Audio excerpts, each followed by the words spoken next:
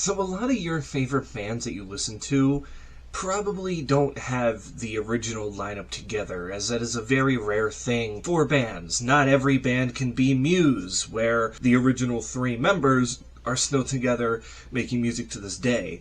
And a lot of the time, band member replacements aren't really that big a deal unless there's some sort of controversial aspect to it. But when it comes to the lead singer of the band and having to replace them, it could be a daunting task, because a lot of the time when a band changes lead singers, it doesn't necessarily always go down well, even though over the years it might, start to be comfortable to some people, like AC/DC, how they went from Bon Scott to Brian Johnson. But all in all, when you listen to the bands, you're hearing the lead vocalist's voice. So when they leave and somebody else new comes in, the music might not be able to hit as much or hit right away, or it might just not be anything for you at all. Today we're going to take a look at 5 examples of bands who had to change lead singers for one album before that said singer who left came back. Now, I'm not counting live albums or EPs. They strictly have to be just one studio album and done before the original singer decided, you know what, I want to be back, I want to be a part of this band, and that could just be for other reasons. But let's start it out with probably the most recent one to date, as we have Asking Alexandria.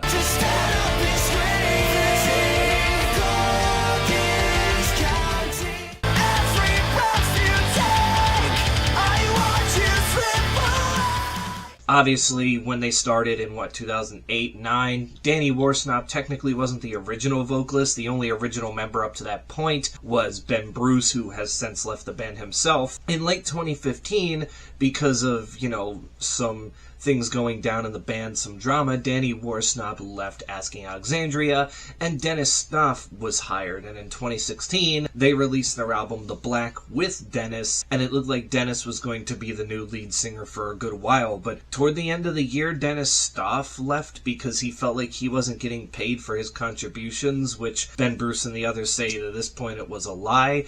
And lo and behold, Danny Worsnop came back, and now this album in Asking Alexandria's existence, they act like it never existed, because a lot of these songs have to do with, Danny leaving and kind of, betraying his band from the get-go when he left the first time to coming back. But, I think Asking Alexandria at this point in time was starting to get stale anyway with the, music they were making, and I think it was kind of good that Danny was able to come back with kind of like a fresh look and fresh lease on life, that the music was able to change with it. Not that I hate the album The Black or anything, I just think when you look at Asking Alexandria's discography, it's one that it's good, but it's not that interesting because the musical elements are all just so simple and whatnot. But Dennis still sounded good. It sucks that we only got one album with him, but the fact that it really didn't take long for Danny to leave and then come back, it's just kind of a quick blip in Asking Alexandria's history. But with these next 3 bands,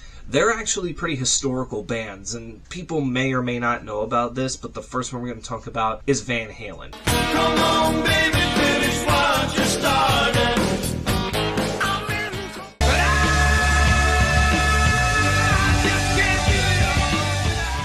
Obviously, Van Halen hit it big with David Lee Roth. He got kicked out or left, whatever side of the story you have heard. I've heard many different stories of what happened. It's like Kiss when they say Ace Frehley, Peter, Chris were fired, but Peter and Ace say, no, we weren't kicked out. We left the band ourselves. That is what it is there. But when David Lee Roth was gone, they brought in Sammy Hagar and kept their, legacy going. But Hagar and Eddie Van Halen started to kind of feud a little bit, so he was out, meaning that Gary Cherone, the lead singer for Extreme, was going to be around for Van Halen 3, which, I'm sorry, Van Halen 3 is not a good record. It's got some okay moments on it, but it's not great, and plus, I don't see Gary Cherone as a good fit as a vocalist in Van Halen. Like, yeah, David Lee Roth and Sammy Hagar are completely different vocal-wise too, but at least it sounded like it worked with the music. With Gary Cherone, it never sounded that way, but then there was rumors from around 1999-ish, 2000, that sparked where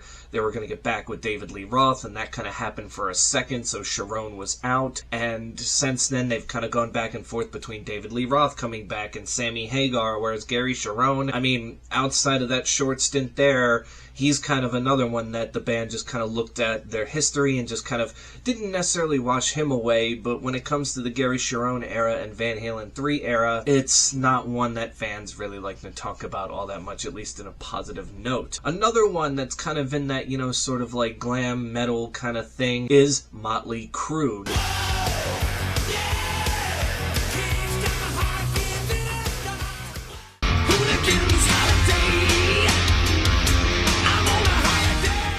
Now again, Vince Neil is like the definitive lead singer for Mötley Crüe. I believe he's really the only one that they've had outside of this one person that we are going to be talking about, and that is John Corabi, replacing Vince Neil. As around this time, it had been about 6 years, I think in 1995, when Vince Neil left, and it had been 6 years since they released Dr. Feelgood, their big kind of, come back from the dead album. But around this time, there were bands that were experimenting with different things, that including rap metal and that genre, and Vince Neil wasn't necessarily fond of the band wanting to change their sound and doing that. So upon that, he left.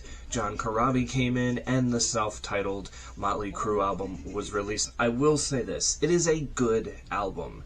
It's just, as a Mötley Crüe album, it's weird, it's different, and it might not be great, but overall it's a great record. I like the way John comes in and they kind of go more grungy and new metal-y. It was like, for once, Mötley Crüe wasn't trying to be that band where it's like, yeah, we're gonna go and, drinking, girls, drugs, and all that stuff. They were trying a different approach, and again, fans may not have been too fond of it, but I can say, listening to this record, it's pretty solid, but I can see why people weren't necessarily down with it to begin with. And, just a short time later, as have the other, bands we've talked about, Vince Neil returned, and they released an album, in 1999, called Generation Swine, which was basically worse than the self-titled record. You can fight me on that one. But all in all, it's just another weird year in Mötley Crüe's history because, well, let's just say, in-band feuding for them has been more than few and far in between. Next is Black Sabbath. Something for today, but tomorrow never comes. Can you hear my lies?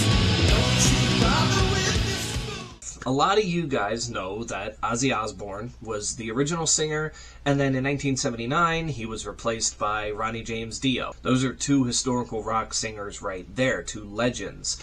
But did you know that there was another legend that took over in the band for a little while back in 1984, as Dio was now out after 2 albums with the band, and they needed to find somebody else to take the helm of lead singer? Well, it just so happens that there was someone from Deep Purple named Ian Gillan who would take over that spot for their 1984 album, Born Again, which, by the way, cringy album cover. And this album, again, isn't terrible, but when you think about it as a Black Sabbath album, it just feels so odd when we look at their discography. And I know they had plenty of albums after this, and Dio returned for, I believe, 2 more albums later after this as well, but I don't really think many people remember this Black Sabbath because, like the others, it didn't last long. Ozzy and Dio were like the 2 main guys that everyone remembers because of how big they were. And Ian Gillan, Deep Purple in itself was a big part of that early, heavy metal scene that was kind of starting in the late 60s, early 70s. But when it comes to his time in Black Sabbath, which was 1984, I think people kind of forgot that he was still around, still kicking, still doing his thing. And this Black Sabbath era just kind of becomes lost in time. And lastly, this is another one that's actually happened during my lifetime that I remember because I was in high school when this change happened, and that is Flyleaf. I'm so sick and infected with where I live. Set me on fire. From 2005 to 2012, they released 3 albums with their main lead singer, Lacey Sturm, but she left late 2012, and in stepped Kristen May. They did release an EP with her in early 2014, but as I mentioned, we're not counting EPs. But they released their studio album later that year, Between the Stars, which was their first and only studio album with Kristen at the helm. And to this day, it's their most recent studio album. As after this, Kristen would kind of spend a couple years, tour with the band until 2016, and then she would leave. The band would then go on some sort of indefinite hiatus, and I think it was late 2022 is when they made the announcement that they were coming back with Lacey Sturm. So they're still around, they're still kicking, and Lacey's back in the band. They haven't released a new record since, but again, this is another one of those eras where, Kristen kind of, came up. She did her thing too. Again, Between the Stars is a good record, because I feel like when you look at the way her and Lacey sing, again, it's different, but I can see why they chose her to kind of fill in for Lacey during this time, because she just fit the style of the band and what they had to offer. And it was one of those few times where I remember a switch happening at lead singer for a band that I like, and I was actually like, huh, this is good, this makes sense. Like, I understood it from the get-go, like there was no questioning it. And I just feel like when you look at their discography, albums 1 through 4, it's just perfect.